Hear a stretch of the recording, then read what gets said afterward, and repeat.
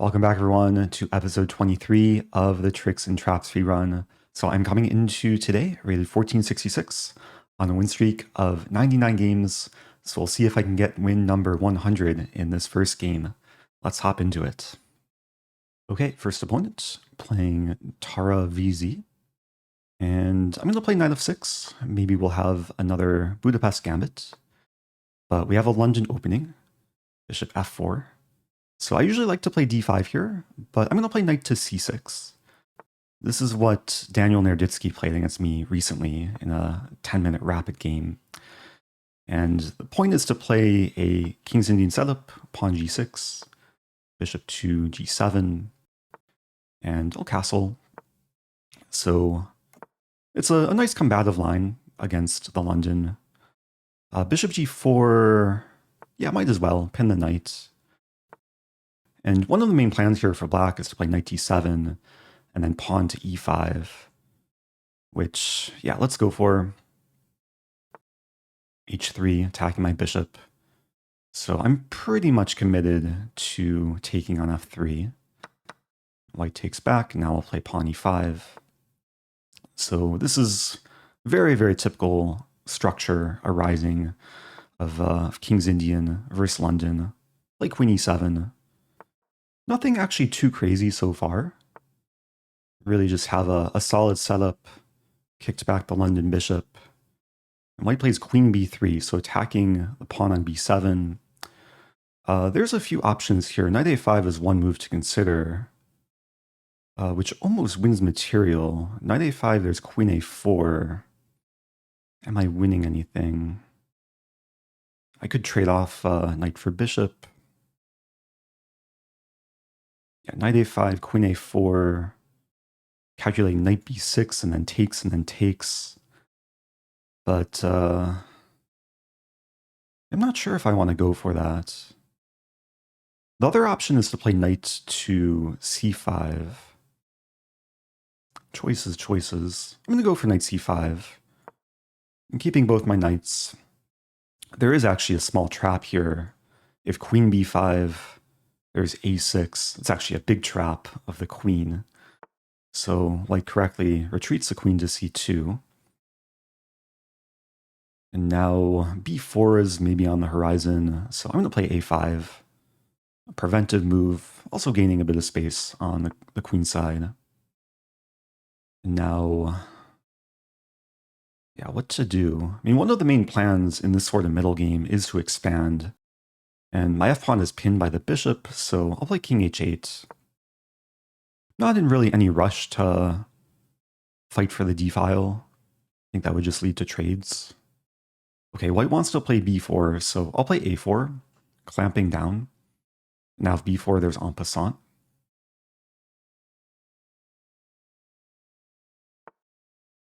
Okay, rook d2. So white is maybe preparing the double up.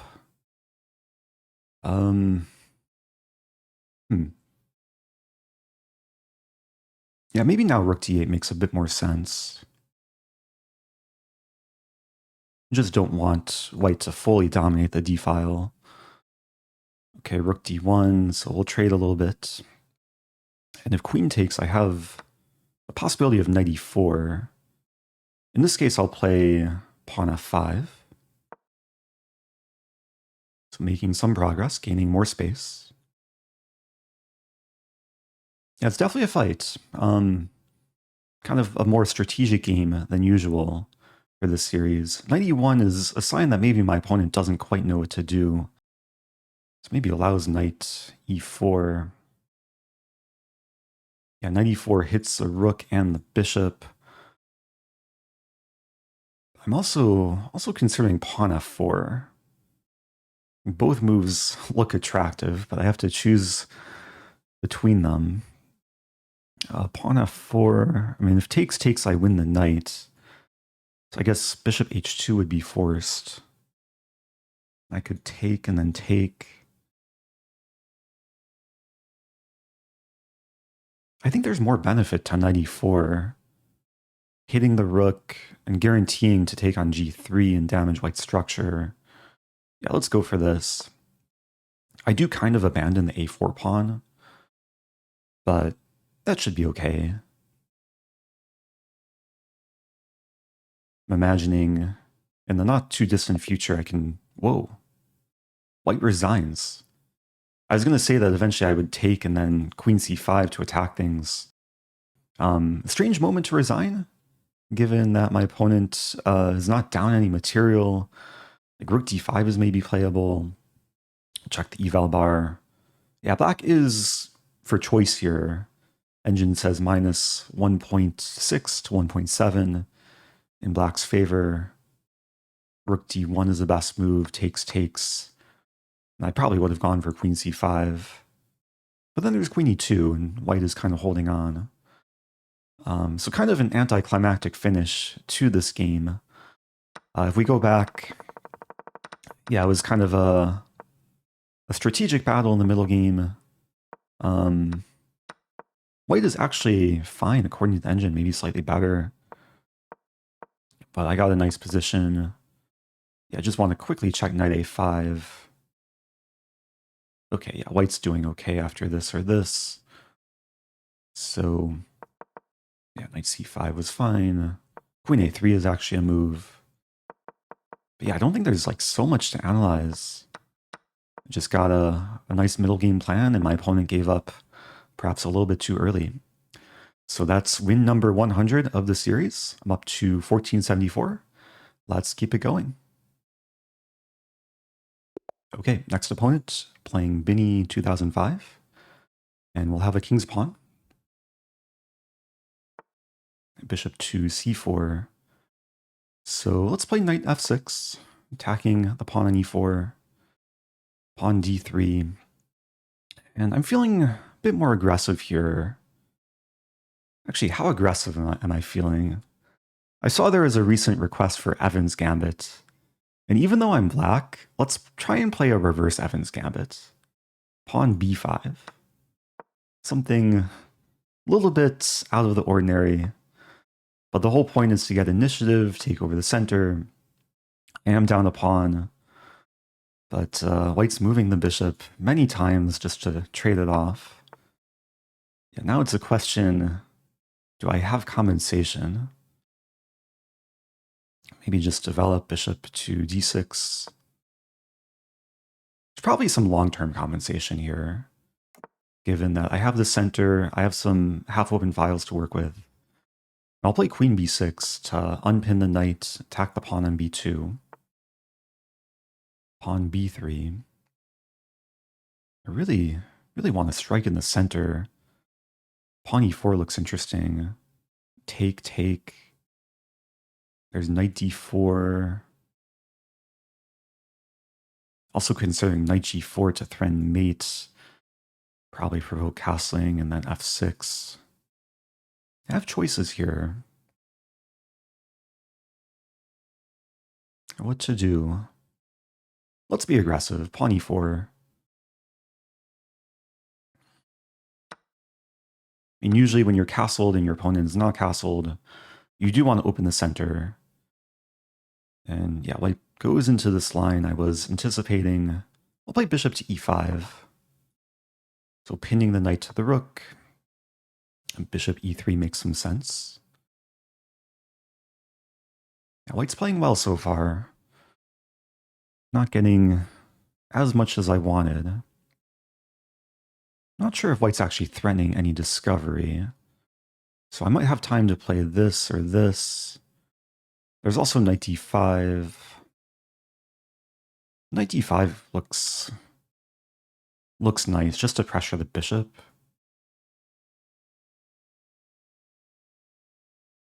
And again, I'm not scared of any knight move.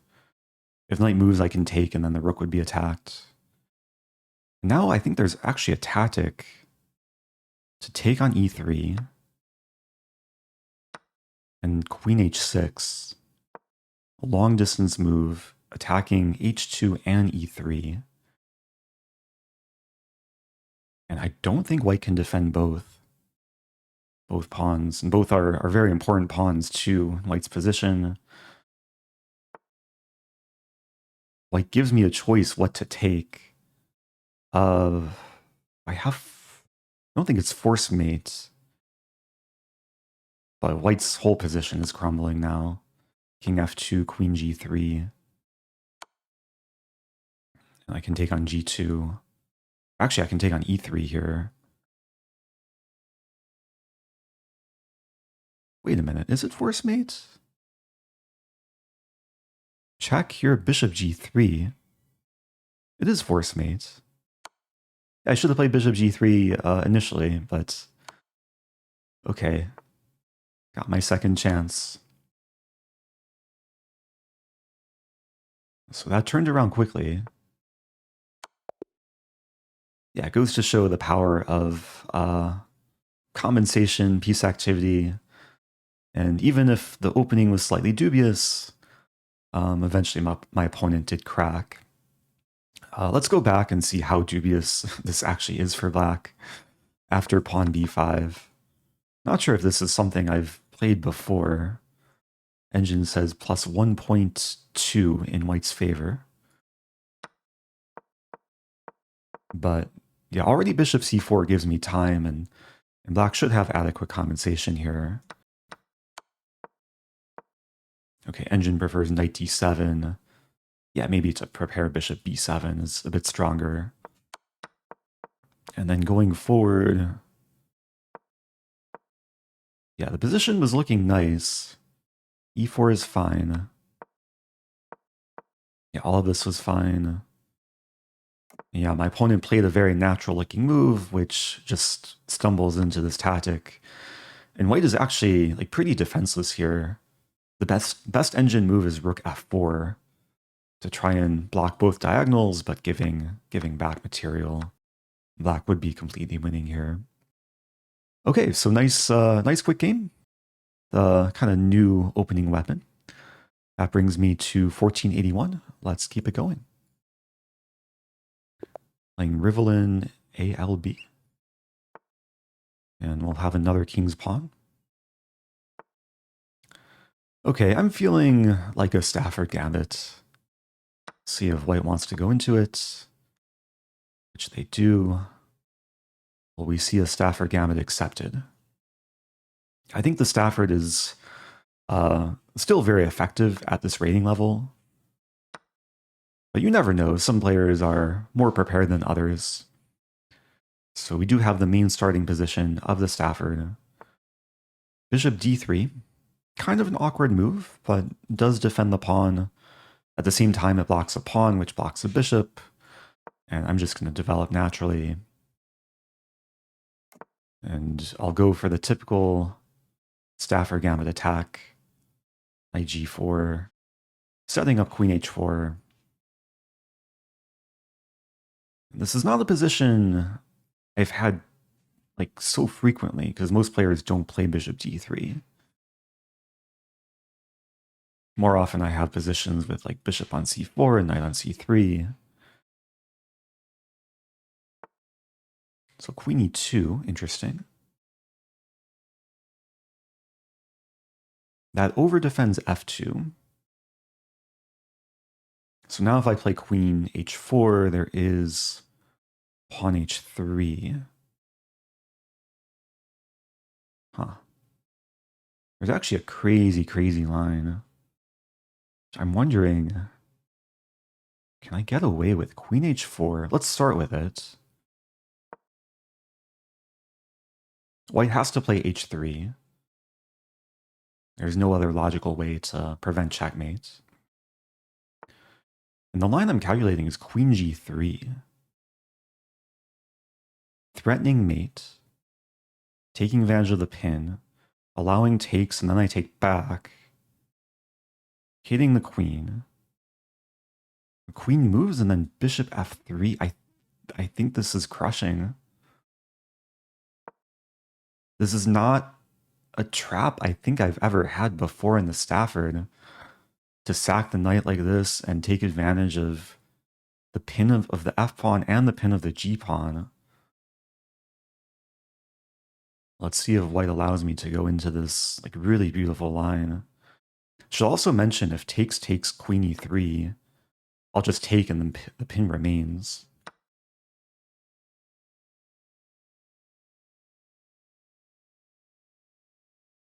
Yeah, this is all caused by the awkwardness of the bishop on d3.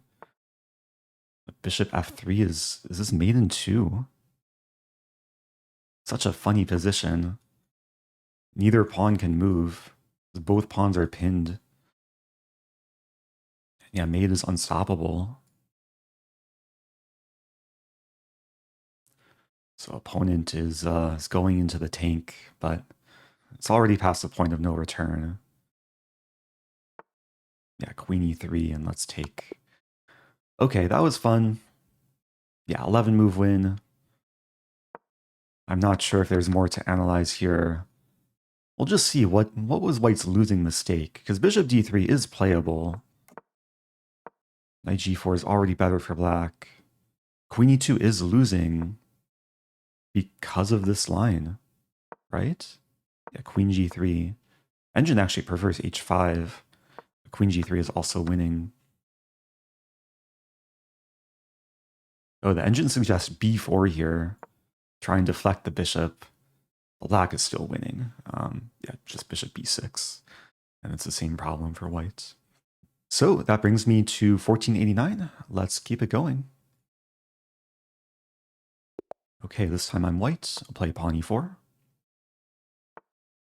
Pawn d6. So maybe the beginning of a Pirc. Pawn c6. Okay, let's not hold back. Grab as much space as possible. Knight f3. This is not the setup I usually play, but I think it's one of the most aggressive setups you can play against such an opening. And black, yeah, plays e5, so striking in the center. I'm just going to leave all the pawn tension, castle.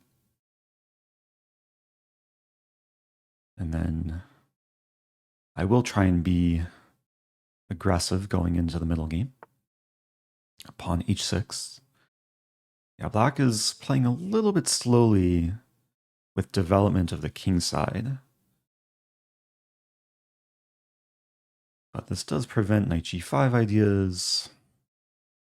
So what to do? I mean, do I keep lunging forward like c4 and knight c3? Let's do it. Grab as much space as possible. This is a 4-pawn attack. Also connect 4. Yeah, bishop e7, play knight c3. It is nice developing the knights behind the c and f pawns. So, and do I play bishop e3 and just have a really nice setup? Might as well. This is like the quintessential development setup that when I was a kid, like I would strive to get positions like this. So knight f6. Now I should probably be looking for like the concrete ideas. Like if I take and then take and then take, be a big trade. Maybe I'll go for h3. Because black does have the idea of knight g4. And this does support the idea of pawn g4, just to continue the pawn storm. Especially if black castles, then the idea of g4, g5 could be quite fun for white. Instead, black plays knight h5, which does pressure the pawn, but at the same time, the knight is undefended and aligned with my queen. And I think I just have the tactic knight takes e5, winning a pawn. And if black takes back, we trade knights. But then I'll just be up a pawn. Okay, black plays knight g3, so attacking the rook, also still attacking my knight. Interesting. I could save the rook and counterattack the knight on g3. Could also consider taking on d7. But then after it takes, the knight's trapped and actually lose material.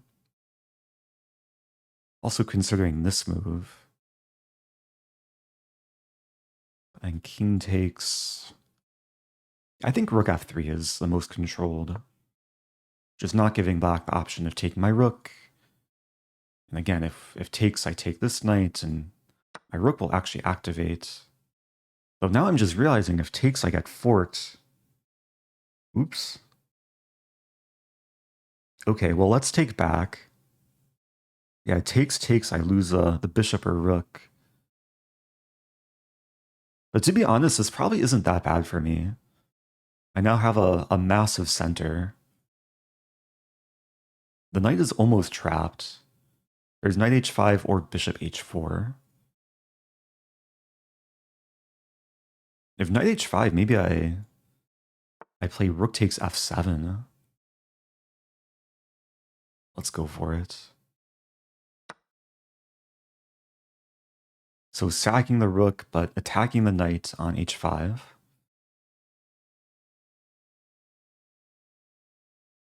I imagine black will take.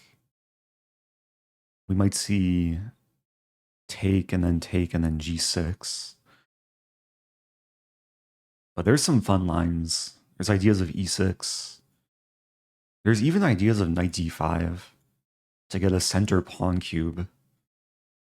I might not be able to resist that. Yeah, very funny position. Knight f6. Wow. So I could take it. I could take this. My rook's still attacked, so what do I want to do? I think I want to keep my pawn on e5. I am considering this, and then this. That's too much fun. I can't resist. I mean, taking on g7 is probably better. But let's have some fun. King takes back, play knight d5, and I've sacked the rook. I'm sacking the knight, but I'm getting this monster pawn center. And there's going to be ideas of like pawn d6. Queen is still maybe ready to come in some cases once this knight moves away.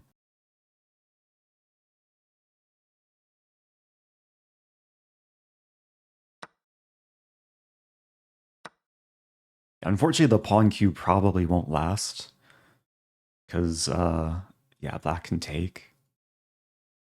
But we do have to admire this. I'm only down a rook. Rook for 3 pawns, actually. Yeah, I can't remember last time I had 4 pawns on the 4 center squares. I'm really curious to check after the game if the engine prefers white here. So I think even if I were playing like a stronger player, I would still take the white pieces. It's just more fun to play. The rooks are completely out of play for now. d6 is a threat. If black sacks back, then the bishops are going to come alive.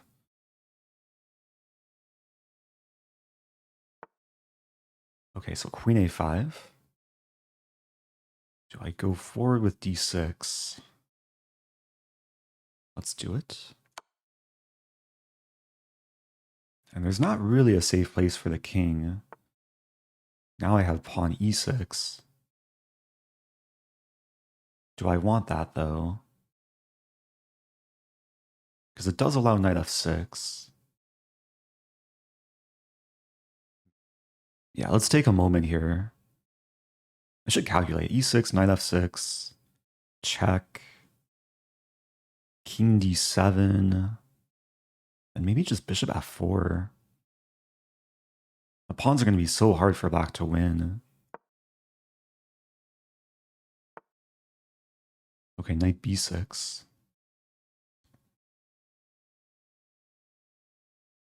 So e7, let's do it.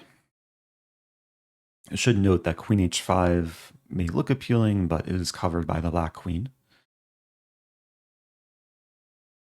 And here we'll see either king d7 or king e8. Yeah, the pieces are ready to improve, like bishop f4, rook c1, be queen g4. I'm going to start with this, ensuring d6 is defended. And I might just plant the bishop on e5. Yeah, especially because it's attacked now. Although I have queen g4, king c6, rook c1, king b6. Let's just start with this. I think I can afford to be patient here. And maybe just improve the rook, cut off the c-file, and then eventually go in for the kill. And this bishop is completely stuck. Okay, so knight f6. Yeah, let's control the c-file. King e6 would be a funny move, just to try and free the bishop. Wow, knight e8. So this is mate. Bishop f5 ends the game. Okay, that was a fun game. Oh, it says I have one brilliant move this game. Let's see what the brilliant move was. Yeah, some of my moves were a bit questionable, but rook e7 was brilliant. Okay, that was fun. Let's just quickly go through it. I do want to see the engine evaluation once I had the 4 center pawns. So of course, white is for choice here. The best move would have been knight takes f7. Take and then... Oh, take queen h5. Oh, and it's forced mate. Check here, check. Wherever the king goes, queen e8 checkmate. Okay, I didn't quite calculate that. Then this happened. And... Okay, knight d5 was not the best move, but it's still better for white. And this is... Yeah, this position is plus over 4 in white's favor. Okay. Well, fun game. I think we'll end it there. Had some really fun games today. Hope you guys enjoyed the chess. As always, if you like the content, do subscribe, and I'll see you guys soon.